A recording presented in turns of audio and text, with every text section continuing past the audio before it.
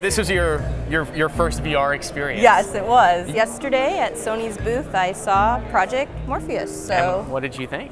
It's a cool experience, but you look like an idiot playing it. I was doing street luge, and you go like this and turn your body. So you were acting like a luger? Well, I put my legs up. Why were you putting your legs up? Because I got into it. Was it tracking your legs? No. It sounds like your problem with VR is that you don't realize that you're not actually there. When I was doing street luge, I ran right into a car, and it scared the bejesus out of me. I actually thought I died. Like, that's how you just get into the moment. It's hard to line up where your hand should go. It took me a few tries. I'm like, I feel like I'm gripping the, So the problem that you're experiencing with Move seems like it's part of the problem. You can't really tell where you are physically within a virtual space. Now, you tried 2 demos that I actually didn't get a chance to try with Morpheus. And Castle was cool because as soon as you grab that weapon, you can slice limbs off the guy, and I just thought that was amazing. So, it was fine for a 6-minute demo, but if I had to keep doing that for anything longer, I don't think I could.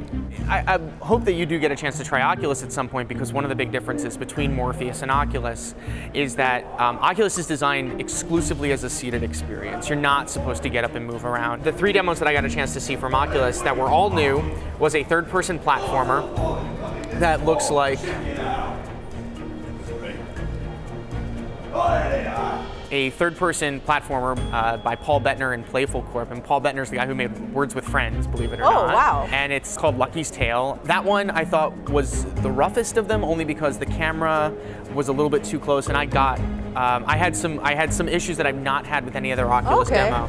I walked off of Morpheus dizzy, like on both demos that I did, and I was just curious how you felt with There's Oculus. a couple of things that are going to exist in consumer units, I believe, that are going to help mitigate that. The other 2 I played were absolutely fantastic.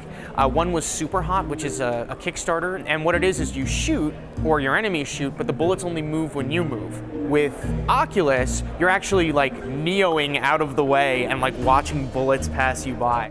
The second first-person one that I got a chance to play was Alien Isolation, which is under development at Creative Assembly. I'm interested in Yeah, and it's really scary. I got a little too close to the Xeno, and it saw me, and I started running away from it, and then it stabbed me. And the way it kills you is it stabs you through the torso, so you look down, and there's this spear, like the tail is like coming out through your body, and then the guy who was demoing it for me, he said, look up, and I looked up, and the alien hand was like right here in my face. I was like, holy crap. Both Oculus and Sony are both on the show floor. What do you see people talking about more? Oculus still, but Oculus has a head start. Yeah.